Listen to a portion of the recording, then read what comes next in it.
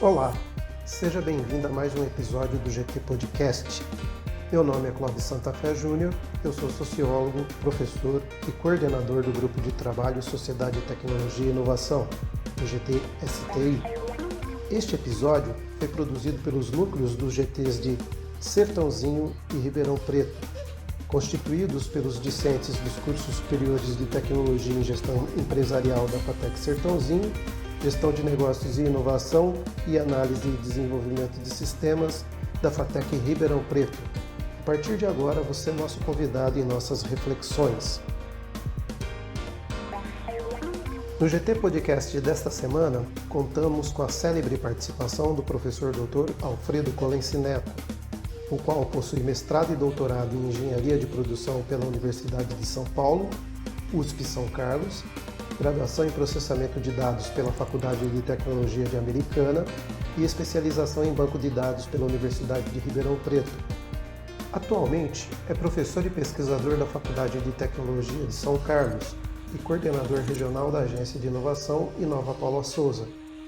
Professor do MBA da Escola de Engenharia de São Carlos, a USP, no modelo de Tecnologia Aplicada à Produção. Atua, desde 1998, como consultor sênior, tendo coordenado projetos na área de inovação e tecnologia, principalmente voltados à temática da indústria 4.0, participando de projetos em mais de 200 empresas. Desde 2015, é coordenador do Grupo de Pesquisa Aplicada em Gestão da Tecnologia e Inovação, vinculado à FATEC São Carlos, com projeto de iniciação científica financiado pelo CNPq. Nos últimos 5 anos, tem participado ativamente como mentor e jurado de diversos programas como Acelera Ciesp, Sebrae Startup, Sancaton e é o organizador da Escola de Inovadores de São Carlos.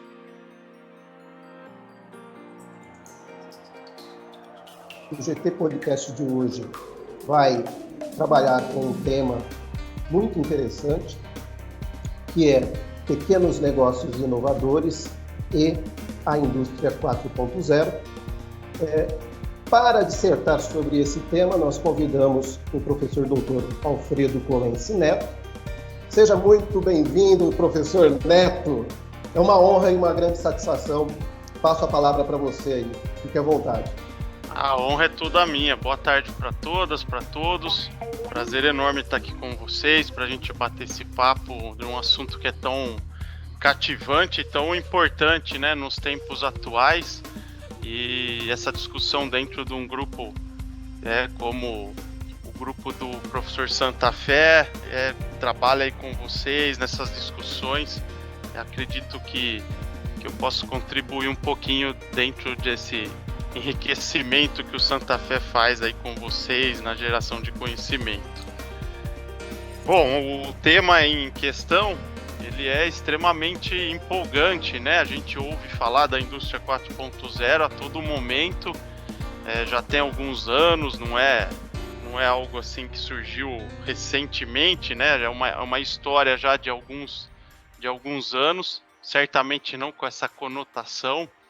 Essa conotação veio ser dada pelos alemães num evento, mas que junto, né, com o tema, o nome Indústria 4.0, a gente abre um leque de um monte de tecnologia habilitadora, um monte de conceito que já tem anos aí dentro da computação sendo desenvolvido, né? Incluindo talvez o que eu vejo que é um dos principais, que é o que dá alicerce a tudo isso, que é a conectividade entre dispositivos, né? O conceito de IoT, ou Internet das Coisas.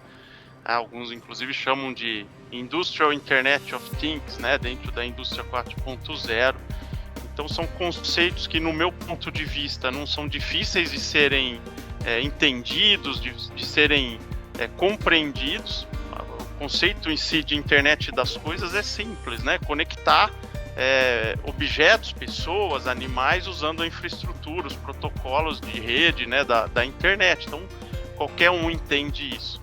Certamente, se nós olharmos para o lado mais técnico, aí sim, né, as camadas de rede, o estudo desses protocolos, as outras tecnologias envolvidas, computação em nuvem, etc., tem um conhecimento um pouco mais apurado na área técnica. Mas mesmo o conceito de indústria 4.0, ele não é difícil de ser entendido. No primeiro momento causa um espanto, né? Tudo que tem versão 1.0, né? Existe uma evolução aí da revolução industrial, desde a primeira revolução com a máquina de tear na Inglaterra, né? A máquina a vapor. Depois a segunda era, né? Que seria a produção em massa, uns frigoríficos em Cincinnati que davam lá exemplos já da produção em série, a especialização na produção. A terceira era, que é a era da introdução do computador na indústria, então o PLC, né, sensores, o próprio computador, como a gente entende hoje, criando lá, né, planejamento e controle de produção, robôs na planta, né?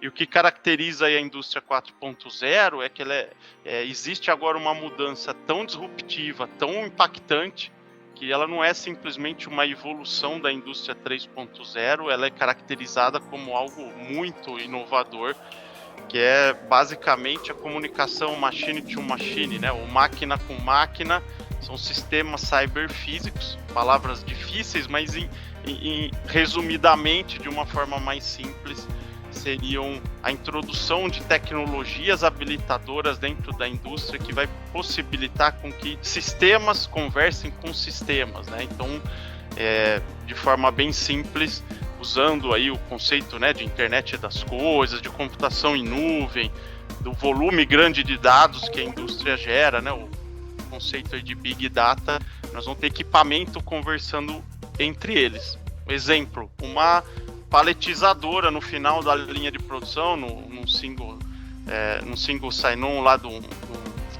da linha de produção, conversando direto com uma empilhadeira do tipo, venha me buscar porque eu já paletizei, o pallet já está pronto, pode vir buscar. E aí vem uma empilhadeira, imaginamos em algum tempo autônoma, sem o condutor. Isso já existe, se vocês forem procurar no próprio YouTube, tem alguns vídeos. Fábricas da Coca-Cola na Argentina já usam de empilhadeiras autônomas, né? Então, quando a gente fala também de veículo autônomo, não é só o carro da Tesla, mas imagina isso dentro do ambiente industrial. Então, uma paletizadora avisando uma empilhadeira que vem sozinho, pega, leva para um armazém, já sabe a posição onde ela vai armazenar isso. Existe uma integração entre esses sistemas, quer dizer, eu estou alimentando o meu sistema de gestão, meu ERP, com esses dados, né, com esses sensores da linha de produção. E com isso nós vamos, né, e podemos imaginar mudanças gigantes até para nós consumidores, coisas do tipo desenvolvimento, produção de produtos personalizados. Se eu ligar hoje numa fábrica de refrigerante ou de cerveja e pedir para eles criarem um rótulo da minha família, porque eu vou ter uma festa no final de semana e quero personalizar uma latinha ou rótulo, eles vão falar, você tá louco, né? O meu lote aqui é gigantesco. Ou você compra um lote fechado de milhões de produto, eu não vou parar a linha de produção para fazer 3 packzinhos, né? 3 fardinhos de cerveja para você com a sua cara ali, com o emblema da sua família. Por quê? Porque hoje a gente não tem essas tecnologias. Quando a gente leva essa indústria 4.0 para na prática, a gente vai conseguir criar produtos personalizados. Então, vou poder fazer, por exemplo, o seu shampoo. E a Johnson, que é uma gigante, ela vai fazer 3 frascos para você. Aí você vai falar, mas isso parece um mundo irreal, porque ela vai parar a linha de produção? Não, ela não vai parar, porque o robô que está ali, o sensor que está ali é tão inteligente que eles vão conseguir jogar um produto específico para você embalar, despachar, sem ter que parar a linha de produção.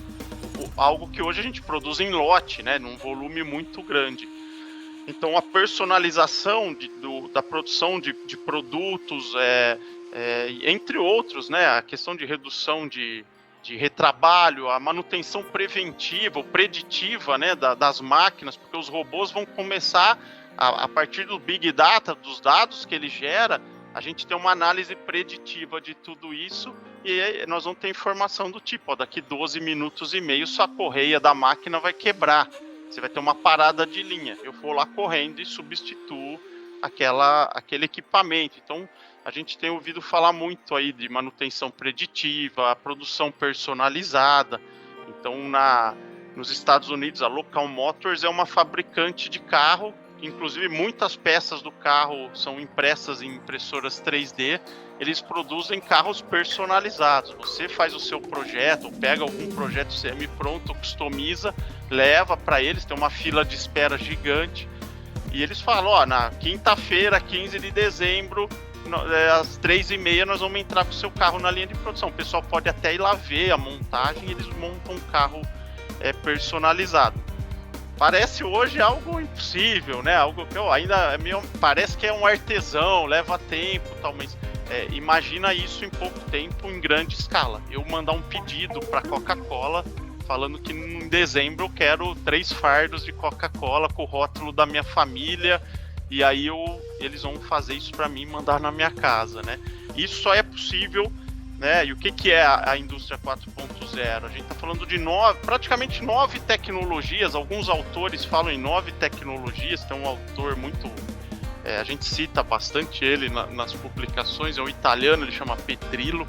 Ele fala de 9 tecnologias habilitadoras, né? É o Big Data, a realidade virtual e aumentada, a computação em nuvem, robótica, a simulação. Simulação chama Digital Twins, né? Os gêmeos digitais, quando eu consigo simular via sistema toda uma operação. Você imagina uma torre de petróleo sendo simulada no mesmo funcionamento que uma torre de petróleo real. E eu consigo medir os dados dela e fazer todas essas simulações, né? Então isso também é uma área muito estudada aí na produção. A parte de integração de sistemas, né? Então a gente falou aí, integrar com RP, com CRM. Imagina isso dentro de um hospital, né? Não só a indústria, em outras áreas, a integração desses sistemas. E eu falo de integração não só interna da indústria, mas entre a cadeia de suprimentos. Então tecnologia como blockchain vai possibilitar com que a gente integre dados entre os parceiros, e aí a ideia da rastreabilidade. Imagina uma indústria frigorífica, desde o boi lá no pasto, tudo que é gerado de dado, frigorífico, centro de distribuição, até chegar a nós lá, que nós vamos ler com um QR Code, um código Data Matrix com celular, e eu vou conseguir buscar toda essa rastreabilidade dos dados, né? Algo que eu mesmo estudo há uns 20 anos, e agora com blockchain revolucionou. É algo que a gente tem realizado bastante projeto, inclusive aqui no grupo de pesquisa na indústria de café e etc, né? Então, integração. A questão da manufatura aditiva, ou para nós as impressoras 3D, é algo que tem revolucionado muito. Estamos vendo aí o projeto da Boeing imprimindo peça de titânio para repor numa aeronave real, né? Algo difícil. Cara, um avião vai funcionar com uma peça. Você imagina que em São Carlos a gente tem o MRO O MRO é a área de manutenção, reparo e operação da Latam. A gente sabe de histórias que uma peça chega em Campinas, né, da LAM, para vir para São Carlos demora 3 dias. Não vamos entrar no mérito aqui da idoneidade dos fiscais, né? Mas a gente sabe quanto custa uma hora de uma aeronave dessa parada aqui esperando uma peça, né? E aí, imagina se eu tenho uma impressora, o projeto, eu posso imprimir essa peça e repor na aeronave. Falamos isso um dia aqui na TAM, o pessoal, mas isso é um absurdo. Deu um tempo depois, saiu o case da Boeing, né? Então, a parte de manufatura aditiva, ela está muito evoluída, não só para a indústria, mas a gente tem visto aí a bioimpressão, impressão de pele humana, a Universidade da Carolina do Norte imprimindo partes do corpo humano. Você imagina pegar meu DNA e imprimir em pouco tempo o meu fígado para fazer um transplante. Algo que parece, né, é legal esse papo, porque parece que é ficção, mas eles estão realmente estudando isso, né?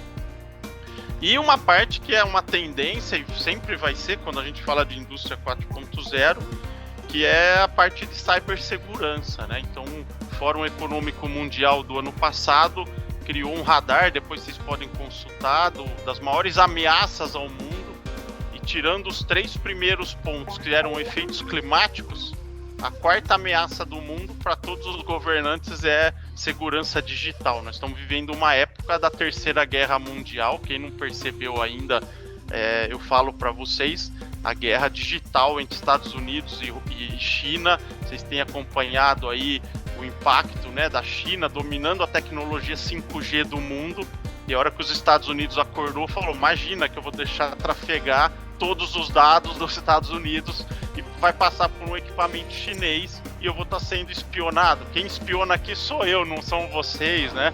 E aí vocês estão vendo uma guerra, o Brasil tendo que se posicionar, se vai usar tecnologia inglesa ou chinesa, né?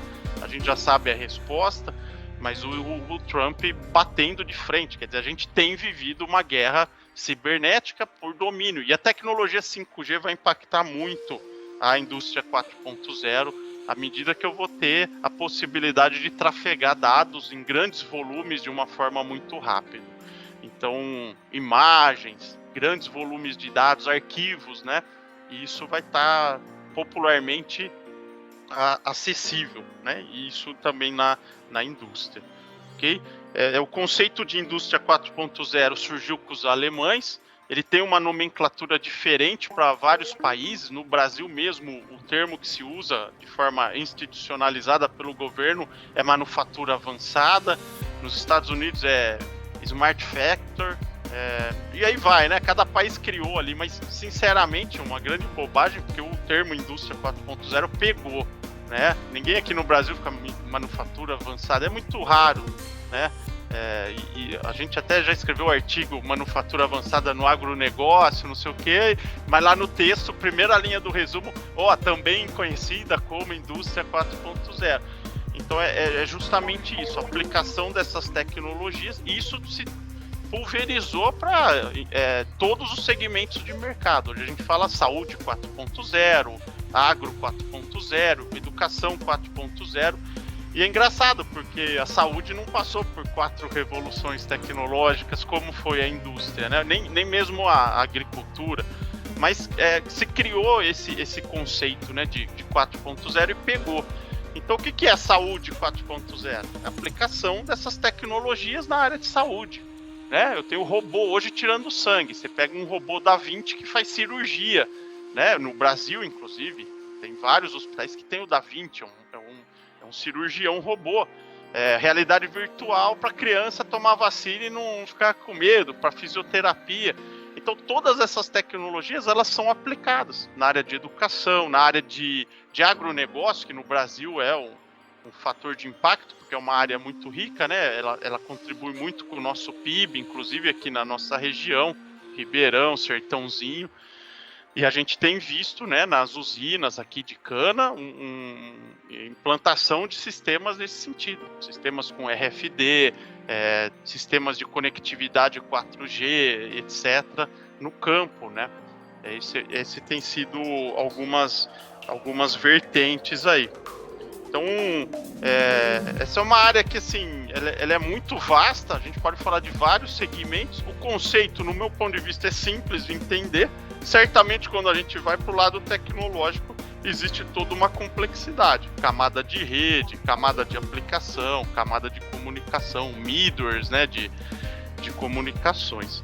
Eu acho que essa foi um pouco aí uma introdução que a gente pode, em cima disso, começar a destacar. E fazendo um gancho, né, para uma realidade que também a gente vive muito fortemente aqui no Centro Paula Souza, e tem visto isso nas outras universidades, na nossa região é muito forte, né, o empreendedorismo, a inovação, o mundo aí das startups, é que muitas dessas tecnologias elas têm sido desenvolvidas por empresas com características de startups, né, por empresas nascentes, inovadoras, escaláveis, e é isso que nos encoraja aqui dentro da FATEC, né, criar hackathons, incentivar o empreendedorismo em vocês, porque vocês aí estão aptos também a usar, né, essas tecnologias para gerar negócios, levar para esse ambiente.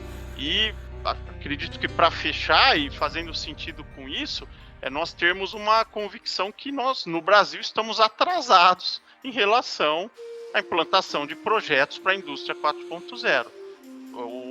O mundo corporativo entende a mensagem, como nós aqui estamos discutindo, só que eles não sabem o caminho a ser seguido. O governo tenta criar políticas e estratégias para incentivar as empresas, Inclusive, esse ano nós publicamos um artigo aqui onde nós fomos investigar uma empresa. Existem metodologias para investigar, avaliar o nível de maturidade da empresa com relação à indústria 4.0. E aí, a gente encontra aquilo que a gente já sabia, né? A indústria não está preparada. O empresário ele não entende o que é inovar, o que é ter um sistema, né, de Big Data, integrar sistemas. Ele não sabe nem muitas vezes por onde começar. A visão é que isso não pertence a nós, né? Isso é coisa de alemão, é coisa de americano, é coisa da Siemens, da GE, e parece que está fora do nosso mundo.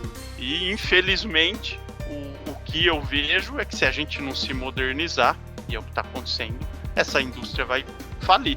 E é o que a gente tem visto, não é mesmo? A indústria brasileira cada vez mais perdendo espaço na contribuição, por exemplo, do PIB. A China invadindo com os produtos dela, já não consigo competir em preço, e também agora não consigo competir em produtividade, em qualidade, porque eu não levo essa tecnologia lá na frente, né? Então, eu acho que a gente pode criar algumas discussões assim, mas tendo em mente que nós, dentro de uma faculdade de tecnologia, talvez tenhamos que pensar em nós sermos a solução para essas indústrias, nós que vamos levar essa mensagem, né? Eu fiz um projeto aqui na Santa Casa de São Carlos sobre a saúde 4.0. Nós ficamos investigando o que existia ali de tecnologia dentro disso. E foi bacana, porque um hospital, né, filantrópico, a gente viu monitor cardíaco com interface de rede conectado, com fibra ótica, geladeira do banco de sangue com IoT, né, mostrando o estoque, temperatura automática e etc.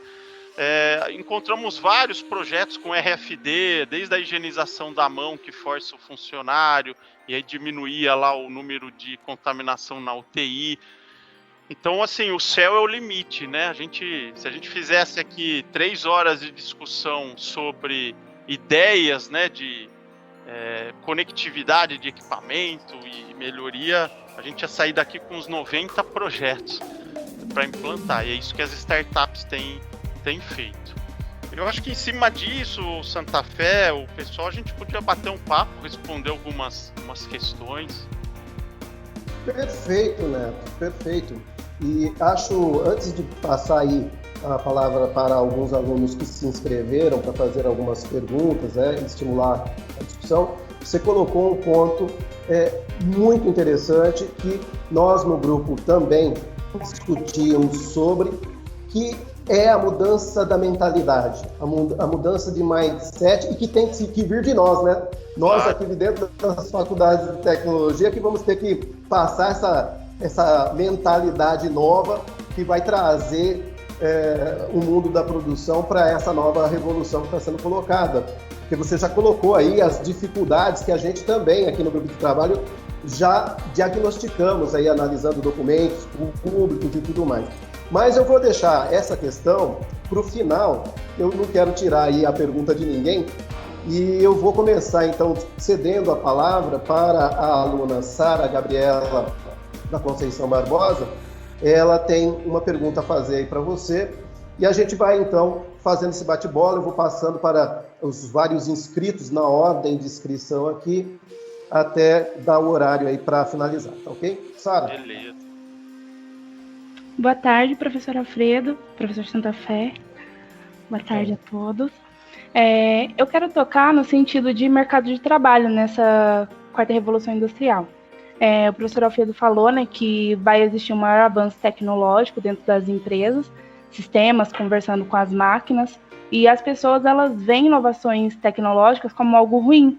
Elas pensam que perderão os empregos, como será no passado, né? Mas ao invés de tecnologia das máquinas, será a tecnologia digital a substituí-los, né? Mas não é bem assim. Obviamente, essa nova era tecnológica exigirá dos profissionais uma maior qualificação.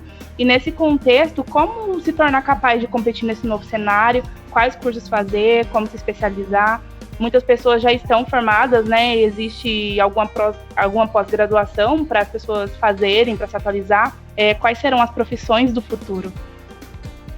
Perfeito. Muito pertinente aí, Sara. Boa tarde para você também. Essa é uma pergunta que acompanha diretamente as discussões sobre a indústria 4.0. Tanto que o Klaus Schwab, ele escreveu, né, depois do Fórum Econômico Mundial de 2018, um livro que virou aí a referência, que chama a Quarta Revolução Industrial. Foi ali que meio que o conceito explodiu. Foi fevereiro de 2018, não faz muito tempo, né, o termo em si. E ali ele fala bastante sobre isso. Essa é uma discussão, obviamente, muito profunda, né, a questão da empregabilidade. A gente tem visto uma mudança nos trabalhos, não é de hoje. Cada vez que surge aí cada revolução industrial na sua época, ela impactou alguns tipos de trabalho. A gente não tem mais alguém hoje conduzindo motorista de charrete, de carroça na rua. Criaram o carro, acabaram com as carroças. Tem até uma foto histórica, né, quando os taxistas foram brigar com os Ubers na rua, mostraram uma foto da época dos charreteiros quebrando o carro, né? Então é algo que impacta mesmo. Para nós, né, nós seres humanos não somos muito adeptos a essas mudanças, né? Porque ela exige um esforço, como você falou, em reciclar o trabalho. A gente percebeu isso aqui na nossa região, na mecanização da lavoura, né? Quando criou lá uma lei que proibia a queima da cana, ainda bem, né? E aí muitos trabalhadores rurais, chamados boia-frias, perderam o seu trabalho, se é que aquilo pode ser chamado de trabalho. Eu considero aquilo... Existe a escravidão e depois vem o boia fria, né, tomando picada de cobra. Imagina um calor no dia de hoje, se acordando às 4 da manhã, comendo mal, com cobra, de pé, né? A gente viu situações de gestantes com 7 meses cortando cana. Então aquilo ali para mim é sub-humano, né? Claro que dá uma tristeza quando aquela é a renda de uma pessoa, ele se apega ali, e quando acaba e vem a mecanização, vocês imaginam como é uma colheita hoje, né? Tudo georreferenciada, e aquelas pessoas perdem o emprego. Por outro lado, a gente tem pessoas que entram no mercado de trabalho provendo essas soluções. O estado de São Paulo hoje tem 500 mil de vagas para pessoas de tecnologia. 500 mil. Todo dia eu recebo empresários, mas é todo dia, amigos, empresários de software procurando empregos. Abro o meu WhatsApp aqui daqui a pouco. Era 3 da tarde, um me ligou. Eu sei que você não vai ter a resposta, mas você conhece alguém? Sábado, meia hora conversando com o empresário, ele pedindo, pelo amor de Deus, para na FATEC a gente formar programadores, desenvolvedores de sistema. Então, a mudança no emprego, ela sempre existe. O que eu acho que o que está sendo o desafio é como que a gente forma essa mão de obra, né? E aí, fazendo a meia-culpa, porque nós somos professores, né? Talvez a gente esteja perdendo o time de formar as pessoas para esses trabalhos que virão. Emprego existe e tem muita vaga aberta, e empregos bons, diferente do boia fria, emprego no ar-condicionado, com flexibilidade, home office, coisas do tipo, né? Vocês têm visto isso. Então, é difícil discutir a empregabilidade. Se a gente olhar para o lado de quem está fora do mercado, é muito duro. Se a gente olhar para aquelas pessoas que estão focadas naquela área que tem demanda, ele está nadando de braçada. E é o que vocês vêm fazer numa FATEC, né? Vem procurar. Vocês perceberam esse mundo. Vocês estão vindo aqui para se preparar para entrar nesse mercado. Como que eu vou discutir numa empresa a realidade virtual se eu não tenho um conceito mínimo de sei lá, banco de dados, de software, de aplicativos, né? De processo. Então, acho que o desafio que a humanidade tem é formar a mão de obra para essas posições que não estão completas. Elas têm vagas aí. Esse acho que é o desafio mundial, né? Não é só brasileiro, não. Mas a questão da empregabilidade, e aí fazendo um pouco referência ao que você falou, nós estamos numa faculdade de tecnologia. Se eu falar que a tecnologia é ruim, vamos fechar tudo e ir para casa, né? A tecnologia, ela tem que ser vista com o copo meio cheio, né? Não meio vazio. Então existem livros aí que vão embasar, são visores bastante otimistas com relação ao futuro. Tem um livro que chama Abundância, ele é sensacional, um best-seller. Ele foi escrito pelo mesmo autor que criou a Singularity University, que é uma universidade americana que forma em cima dessas tecnologias exponenciais, totalmente diferente do que que hoje a gente tem como educação, e ele mostra esse mundo. Ele fala, bom que os robôs vão fazer o trabalho, vai sobrar mais tempo para a gente fazer o que a gente gosta, né? Claro que ninguém tem a resposta do modelo econômico financeiro mundial de remuneração. O que nós vamos fazer? Nós vamos ficar em casa, na rede, e o governo dá um dinheiro para a gente gastar e movimentar a indústria? Então, a quarta revolução industrial, o livro fala um pouco sobre isso, o Abundância fala um pouco sobre isso. Eu acho que aqui, né, até para a gente não prolongar muito, o que vale a pena é a gente não se apegar no dito popular. Eu gosto de falar isso para os alunos, né, o papo do boteco. Robô é ruim, vai dominar o mundo e tudo tá mal. Não, peraí, vamos olhar do lado mais acadêmico, vamos se basear em outros autores que trazem números, trazem evidências de que é possível sim a gente ter uma qualidade de vida melhor. A gente tá vendo um avanço na medicina absurdo. Em pouco tempo, a próxima geração vai viver 130 anos. Você pode ler o Homo Deus, né, o clássico dos clássicos aí. Eles vão falar que a perpetuação, quase na perpetuação da espécie humana. Eles falam que coisa de 300, 400 anos a gente vai conseguir imaginar um ser humano chegando em 700 anos de vida.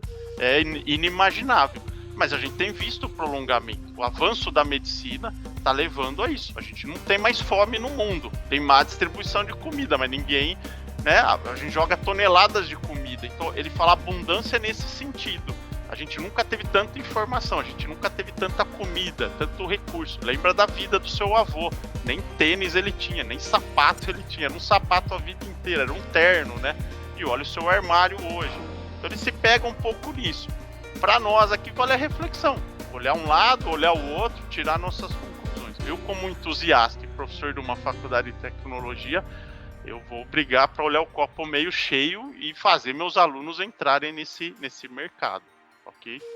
Ô Neto, aqui no nosso grupo de trabalho nós também discutimos com autores que olham o copo meio cheio e não o copo meio vazio, ou então o copo transbordando, dando problema, que é o Domênico De Masi, por exemplo, entre eles, que trabalha o conceito de ócio criativo, e nós estamos lendo agora um livro chamado O Futuro do Trabalho, né? E ele trabalha justamente essa questão de que há uma necessidade de uma mudança de paradigma, né? De mentalidade, de replanejamento existencial da civilização humana, para ela saber o que fazer com esse tempo livre que cada vez mais a tecnologia pode permitir, né? E que por nós ainda estarmos estarmos mirando para o passado, a gente impede de nós resolvermos esses problemas, né? Porque a gente quer resolver com ferramentas... Com a cabeça antiga. Com a cabeça antiga. Eu vou passar agora a palavra para a nossa outra inscrita, que é do grupo de Ribeirão Preto, do GT Ribeirão Preto, a Maria Cristiane. Ela também tem uma pergunta a fazer. Eu não vou intervir muito, porque senão alongaria demais, porque dá uma discussão aí, Neto, que discussão tá que dá, né? Muito nível a discussão. Exato. Cris, por gentileza, sua questão para o professor Neto. Olá, boa tarde a todos, boa tarde, professor Neto. Na verdade, a questão ainda, o meu questionamento ainda está relacionado à questão da educação, né? E a indústria 4.0, ela é significativa, sim, traz enormes benefícios, mas a gente tem aí essa questão da formação e do trabalho. O senhor falou no seu discurso sobre a questão do atraso, né? O Brasil vive um atraso significativo em relação a isso. E eu me dispus a fazer um artigo fazendo uma ligação entre a educação e essas novas necessidades no mercado de trabalho, e observo também uma falta de coerência com esse novo momento que a gente está vivendo. Então, assim, fala-se muito em formação. Tudo bem, as escolas têm que despertar, as universidades, mas e relacionada a requalificar esses profissionais que essas funções estão fugindo. Como fazer esse posicionamento? Porque, assim, eu li uma matéria recente que a Amazon, ela está consciente de que a indústria 4.0 vai tirar inúmeras pessoas de seus empregos, ela vai investir mais de 100 milhões de dólares para formar mais ou menos 100 mil profissionais na área tecnológica. E aí eu queria saber do senhor como é que a gente pode, do ponto de vista de políticas públicas ou do ponto de vista das próprias indústrias, investir nessa requalificação. Porque a gente tem um número absurdo. O senhor fala que todo dia tem emprego, e realmente tem emprego, mas aí a gente vai para os dados do IBGE, são mais de 13 milhões de brasileiros desempregados. Verdade. Saiu a notícia ontem, né? 13, alguma coisa milhões de brasileiros desempregados. Acho que de forma geral, todo mundo aqui tem um consenso de que o desafio é exatamente esse, né? Requalificar, trazer essas pessoas para entender tudo que tem acontecido. A verdade é que uma porcentagem muito grande da população, ela não tem nem subsídio, nem forma de buscar para entender o que está acontecendo, né? É uma coisa bem gritante, não é só no Brasil, né? Em vários outros países isso acontece, inclusive em países ricos também, né? Essa requalificação da mão de obra. Mas eu não sou muito especialista, é uma opinião pessoal, né? Essa questão da empregabilidade, mas eu acho que faz sentido um pouco com o que você falou, né? Acredito eu que a forma da gente criar e diminuir esse buraco que existe, né? Seria políticas públicas e uma junção entre todos esses elementos, as universidades, o poder público, o Ministério da Educação, as indústrias, o comércio, né? Esperar que só uma indústria chame os funcionários para requalificar eles também é uma coisa talvez ingênua, né? Ou só esperar que a universidade vai formar as pessoas. A gente forma muito pouco, né? A porcentagem da população que passa pela universidade, infelizmente, é ridículo, né? O número de pessoas. A gente queria que todo mundo viesse, mas o que faz muito sentido, a gente criou aqui na USP uma vez uma discussão sobre universidade empreendedora, né? E a discussão é longa, mas rapidamente, se eu vou viver 130 anos em pouco tempo, né? E é isso que alguns autores têm batido pelo avanço da medicina, tecnologia, qualidade de vida, será que 3 anos de FATEC, quando eu tinha 18 anos, vão me dar subsídio e conhecimento para que eu ganhe a vida para os próximos 90 anos?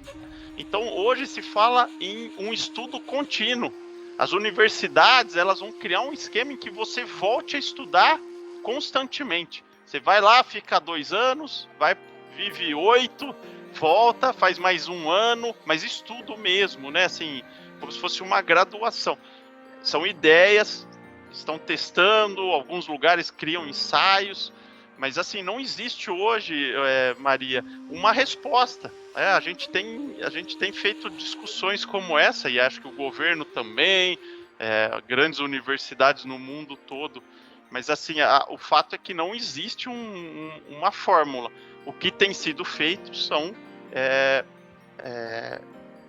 investimentos, como a Amazon que você falou. A gente tem um caso muito legal na FATEC, que é o da Jacto, na FATEC de Pompeia, que é hoje uma FATEC de referência.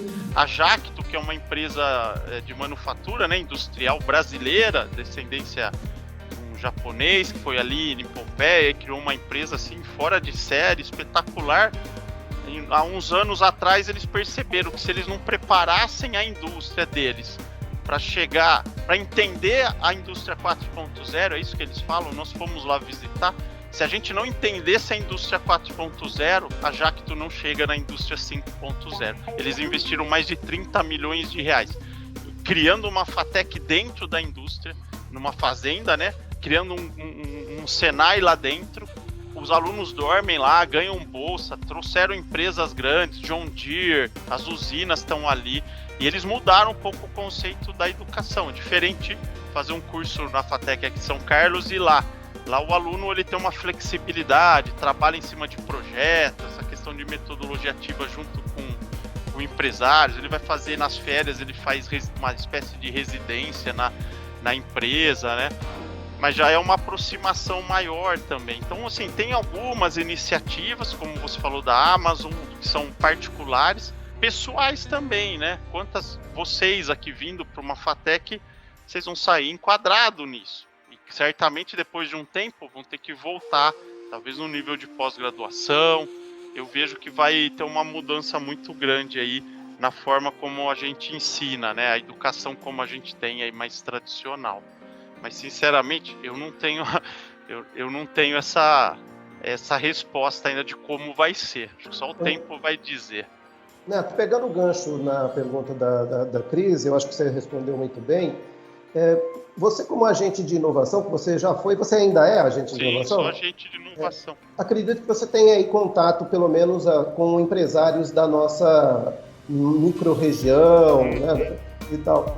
Como que você percebe a mentalidade, o posicionamento deles nessa questão da requalificação? Porque o governo, de certa forma, já está fazendo, embora ele não esteja fazendo como deveria, né? Mas quando você pega, por exemplo, a FATEC, é uma política pública de tentar requalificar a população, uma vez que o público da FATEC é para as classes mais baixas, né? Nós atendemos as classes mais baixas da população, enquanto a USP, nós sabemos que ela está mais voltada para as classes mais altas e tudo mais. Então, a minha pergunta é, nas conversas que você tem aí com os empresários da nossa micro-região, que eu acredito que você deva ter aí com pequenos, médios e até grandes empresários, o que você percebe quando adentra essa questão deles terem que pôr a mão no bolso para fazer essa requalificação? Eles estão mais disponíveis? Porque vai ter que ser uma parceria, né? Governo, iniciativa privada, academia, né? De fato, a gente tem visto, né, como funcionário, né, do governo, a gente vê a criação de alguns programas, né, o Novotec, né, no próprio Centro Paula Souza, trazendo pessoas da comunidade para estudar algumas tecnologias, alguns temas, né. Eu também sou empresário, eu tenho uma consultoria, durante o dia eu converso com muitos empresários, assim, na semana, pelo menos 5, 6, para falar de inovação.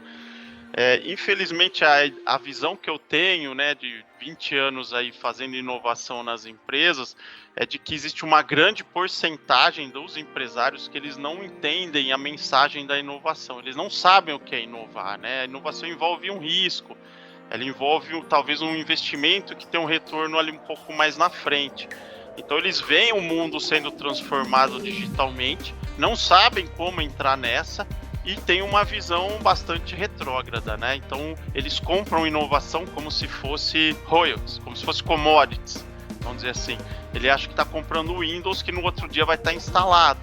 Ele não vê que aquilo tem estudo, tem pesquisa, vai dar certo, vai dar errado. O que dá errado pode se tornar uma spin-off, né? Uma outra negócio, uma outra empresa. Então, assim, eu vejo de uma forma problemática. E certamente para muito empresário, infelizmente, existe a mentalidade de que funcionário é dor de cabeça, né? Quantas vezes a gente ouve frases do tipo, nossa, eu queria mandar todo mundo embora e deixar as máquinas aqui. Já ouvi de muitos empresários. Certamente existem empresas que têm um pensamento diferente, elas entendem sua posição social, fazem requalificação, né? Não podemos generalizar, mas muitos empresários têm uma visão muito retrógrada sobre o que é inovação, tecnologia e essa questão social da colocação profissional. E isso a gente vê em cada empresa. Você vê empresas investindo em requalificação interna, criando cursos, incentivando o aluno a estudar, pagando bolsa de mestrado, né, ajuda de custo, flexibilizando o horário. E você vê empresas que não estão nem aí, né? Te mandam embora e chama o outro. E fica numa posição quase que de vítima, ou esperando que o governo resolva o problema dele de emprego, né?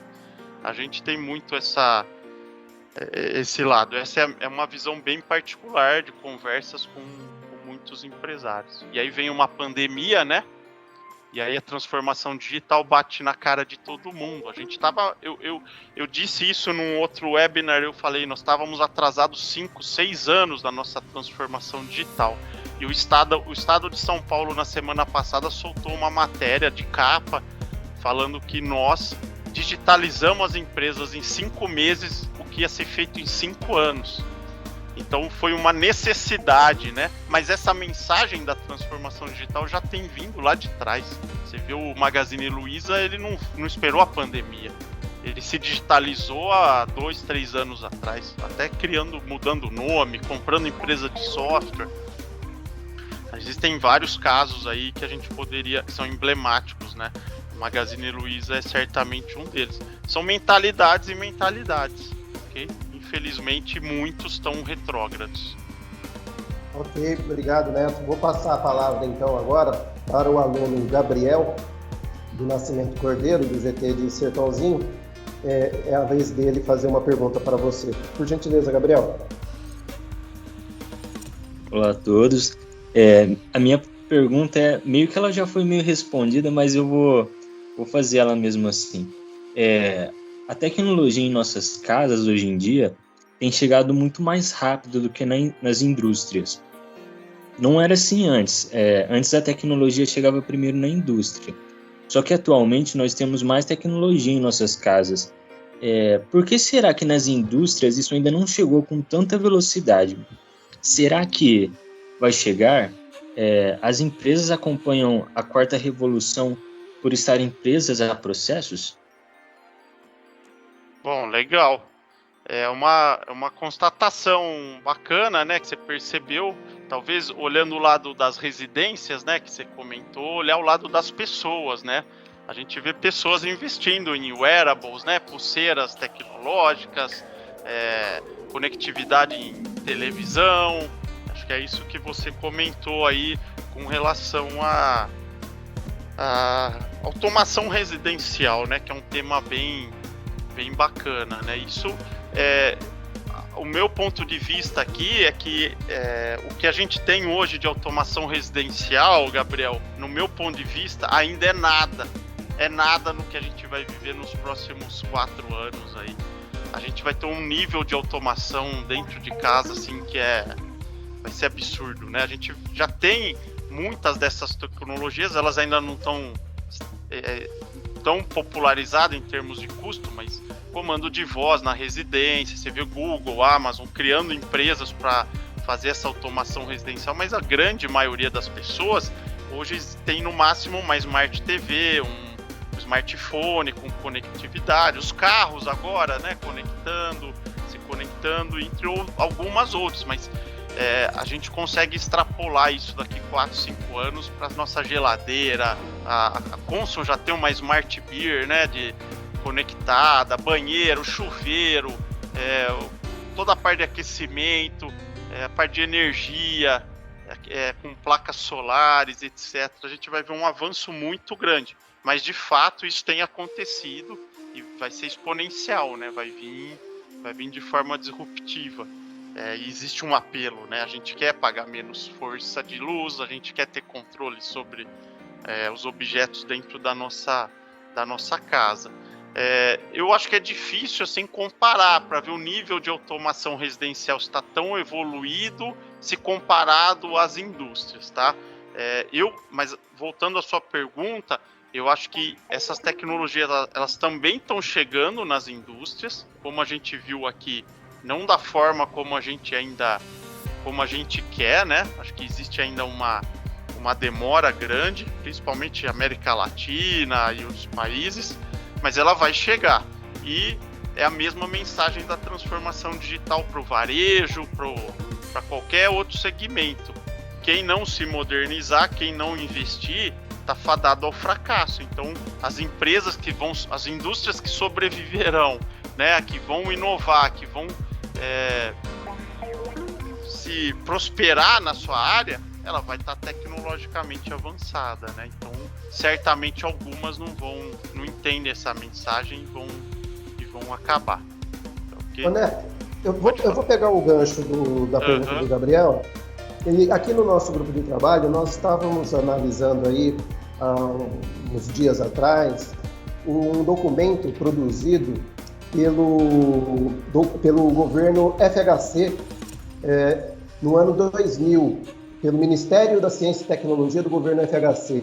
O documento chama-se A Sociedade da Informação no Brasil, Livro Verde, e um outro documento produzido em 2001 pelo Ministério da Ciência e Tecnologia do governo FHC, de nome Ciência, Tecnologia e Inovação, ele colocava logo na introdução, dizendo da necessidade do Brasil se adequar aos novos tempos. Veja, ele já falava de novos tempos lá no final dos anos 90, e ele falava que era necessário fazer a transição do Brasil de uma indústria eletromecânica para uma indústria eletrônica, não é? Que teria mais a ver com a economia eletrônica, e-commerce, essas coisas todas, softwares, hardwares e tal. Como que você percebe esta transição? Como está a indústria eletroeletrônica no Brasil, a implantação desta indústria eletroeletrônica? Está muito atrasada, nós já temos aí boas notícias, como que você vê isso? Na verdade, essa é uma discussão bacana, né? Quando a gente olhava lá o Alvin Toffler, né? Acho que você discute bastante com os alunos. Sim. Na década de 80, já falando desse mundo da era do conhecimento. E a minha visão, infelizmente, né? Ela é pessimista. A gente, desde então, é refém de tecnologia. A gente não produz tecnologia. A gente é bom no agronegócio, a gente é bom em outras áreas, mas também é discutível. Vou deixar depois uma provocação aqui, mas a verdade é que a gente não tem empresa de tecnologia. Tem algumas iniciativas pontuais em cidades, aqui em São Carlos, Ribeirão, alguns centros de inovação, mas isso é minúsculo perto do que, por exemplo, o Vale do Silício produz, o que a Coreia produz, né, o que tem sido desenvolvido em Israel. Quer dizer, a tecnologia agregando valor e gerando milhões de receita para o país, né? A gente não tem, a gente consome servidores de grandes empresas americanas, a gente consome software de grandes empresas americanas, produtos com alto valor agregado, né? Qual é a empresa brasileira de smartphone? A Positivo, em Curitiba, conheço lá, fiz projeto lá com eles, mas ela é uma montadora também, né? Ela usa o chip da Intel, ela usa a memória da Kingston. Então a gente não produz, a gente só monta o Positivo, né? Então a gente não tem uma indústria, a gente não faz chip, a gente não faz antena, né? E vocês conseguem imaginar o valor agregado que tem um satélite, um servidor da IBM, né? Você vem aqui num hospital da Santa Casa, o servidor que roda o ERP deles custou $1 milhão de dólares, né? E a gente fica se orgulhando de bater a safra de soja esse ano. Beleza, o mundo precisa comer, é o nosso papel, mas a gente está explorando a mão de obra, a terra, comprando adubo internacional, a máquina da John Deere, da Komatsu, da Caterpillar. A gente não faz também o trator que vai para a indústria, a gente não faz a semente, a gente não faz o agrotóxico, né? Então é uma discussão muito grande. Obviamente eu adoro o setor de agroindústria, tenho vários clientes. Essa semana passei discutindo aqui com a usina de Catanduva um projeto a semana inteira, mas a gente não tem uma visão, o Santa Fé, estratégica, né? A gente não teve uma política estratégica que lá atrás definiu qual seria a nossa vocação.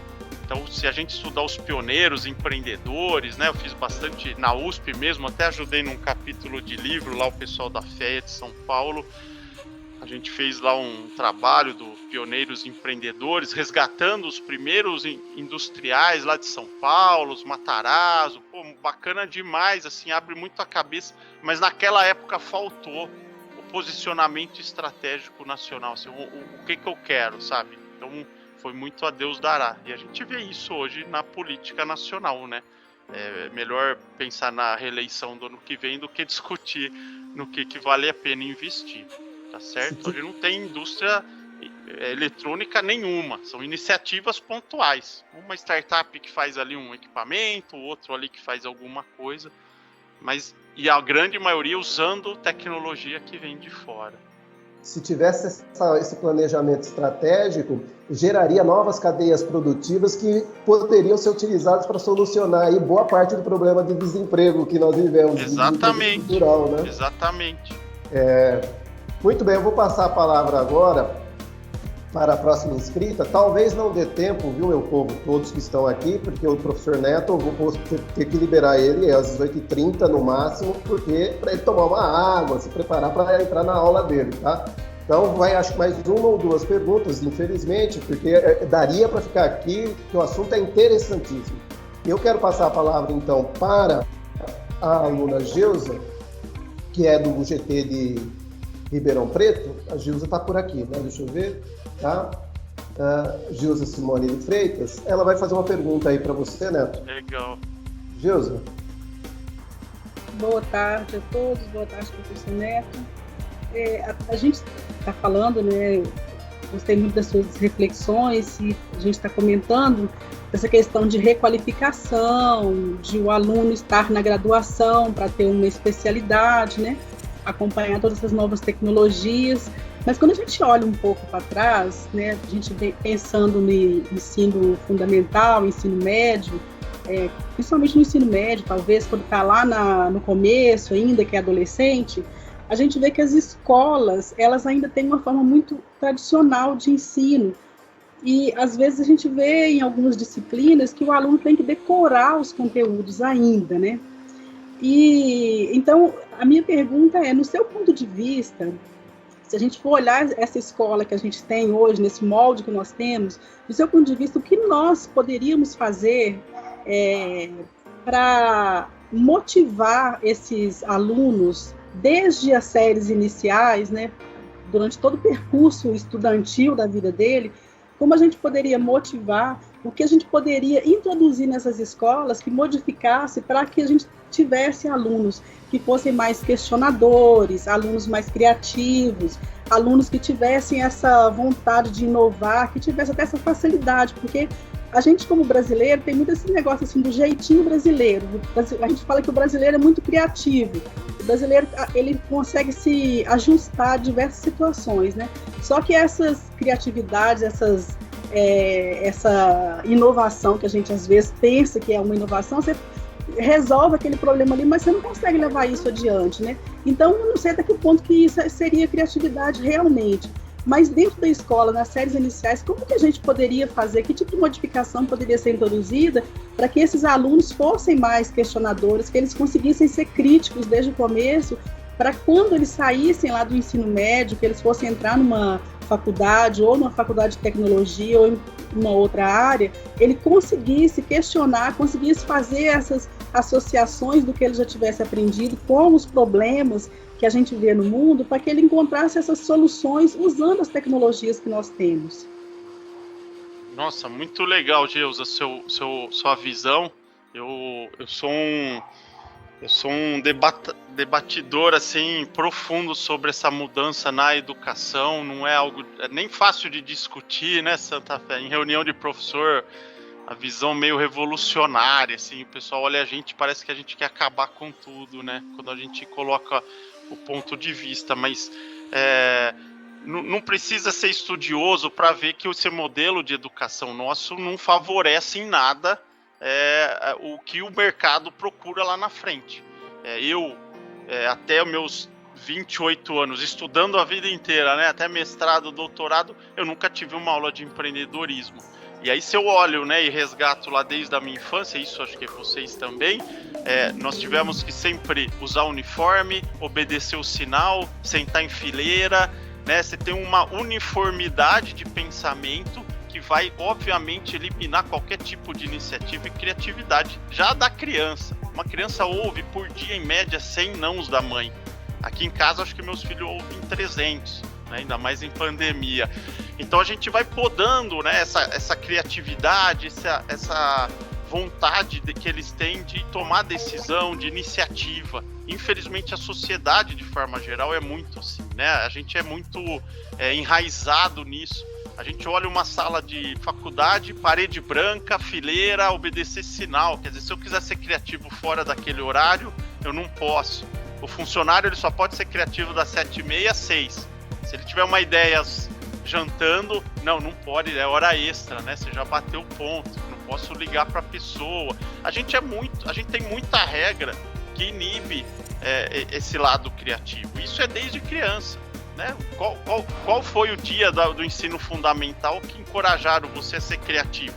Talvez você lembre lá de uma aula de educação artística, que normalmente era como educação física, né? Joga a bola lá e se vira, não tinha realmente uma metodologia para seguir, para levar para o lado criativo do cérebro, né?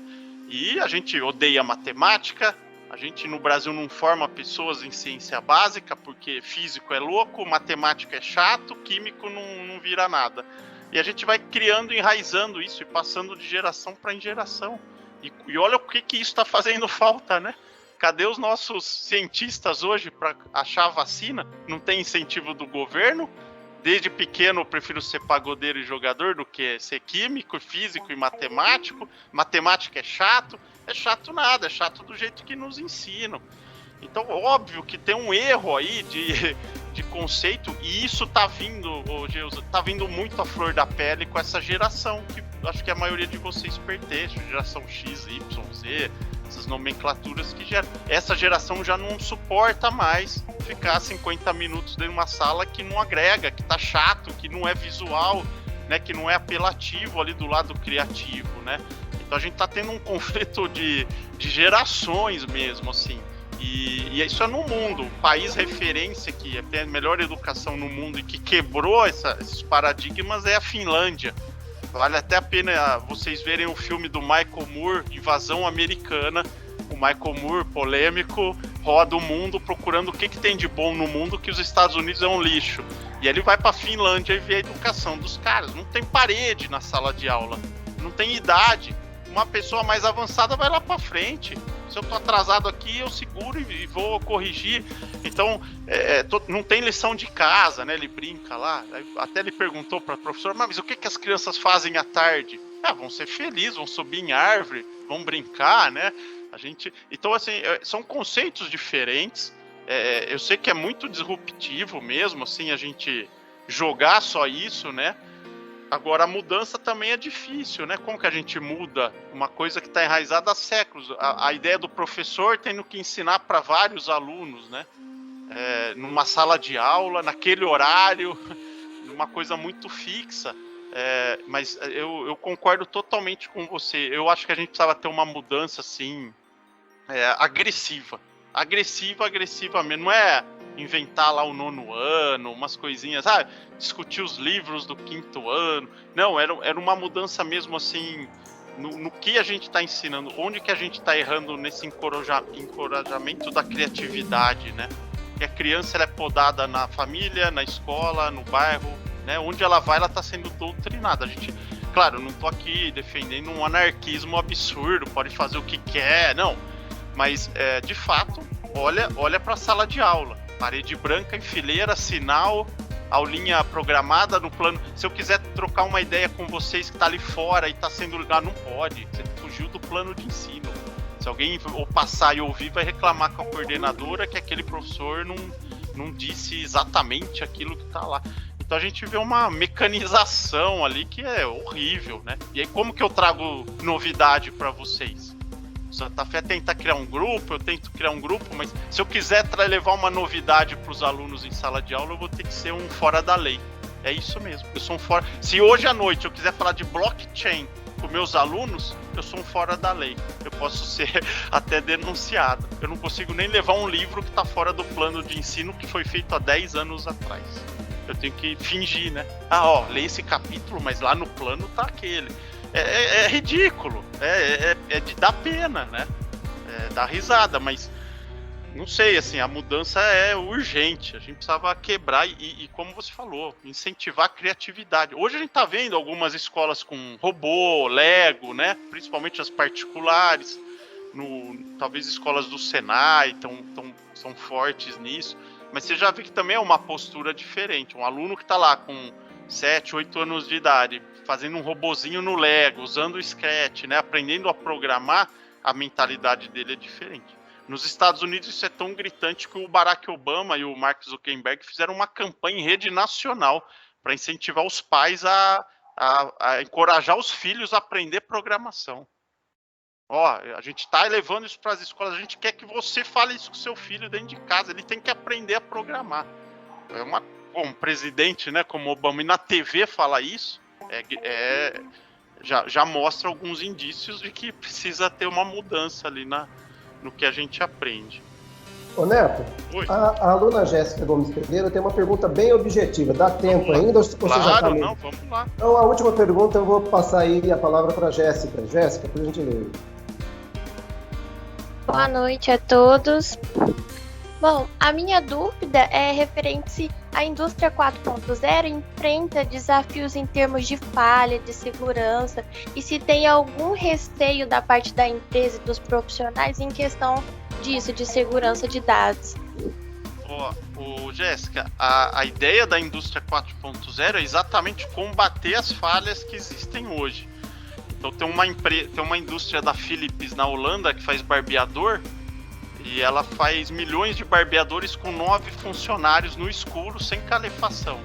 Você imagina o nível de automação. O índice de erro deles é quase zero.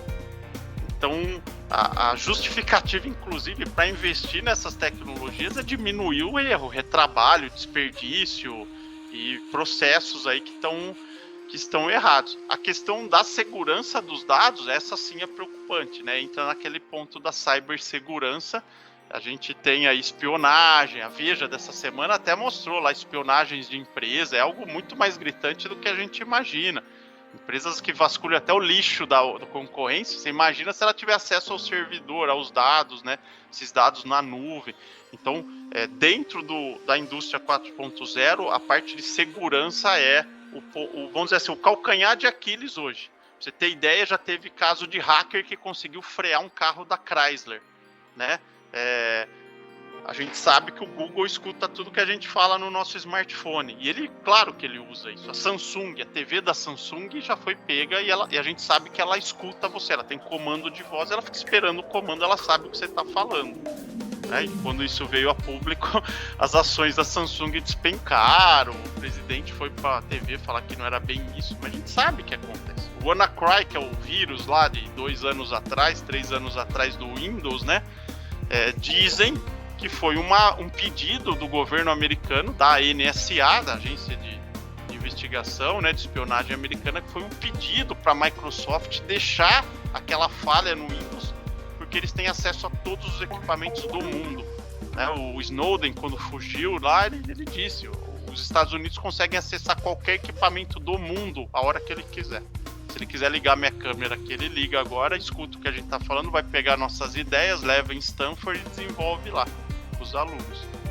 Você acha absurdo isso? Para mim é uma coisa... eu tenho certeza que isso acontece. Não é à toa que se a gente vai falar aqui do monte de assunto, você vai pegar seu Facebook, daqui a pouco vai ter notícias do que a gente falou aqui. Né? Então, claro que essa é uma preocupação do lado pessoal e, obviamente, do lado industrial e governamental. Né? Lembra lá os e-mails da NSA escutando a Dilma, a Angela Merkel, aquela rolo todo que deu lá na época com a NSA. Então, eles não pararam de espionar a gente. A espionagem sempre existiu. E essa é, com certeza, uma preocupação. Imagina eu aqui, estudante, hacker, invadir a fábrica da Coca-Cola e parar a linha de produção deles. Ou começar a jogar um monte de dado irreal no sensor da linha. Né? Então esse é um ponto, vamos dizer assim, o calcanhar de Aquiles hoje, e milhões estão sendo investidos nessa cibersegurança. Ok, muito obrigado. Quero aqui, em nome do Grupo de Trabalho Sociedade, Tecnologia e Inovação de Sertãozinho e também de Ribeirão Preto, agradecer imensamente a sua participação. Viu, Neto? Nossa, foi uma discussão muito interessante, muito legal. Foi ótimo. E espero que possamos repetir aí futuramente. Eu que agradeço, sensacional, discussão de alto nível, adorei estar aqui com vocês, não é sempre que a gente consegue discutir, né, num nível bacana, assim, e eu me disponho aí a participar de outros encontros, gostei muito, parabéns aí. Ok, muito obrigado, Neto, muito obrigado mesmo. E assim encerramos mais um episódio do GT Podcast, produzido pelo núcleo do GT STI da FATEC Sertãozinho. Este e os demais episódios se encontram disponíveis tanto no canal GT STI TV no YouTube, quanto nas mídias digitais das FATECs Sertãozinho, São Carlos, Ribeirão Preto e Araraquara. Nos vemos no próximo episódio. Até lá!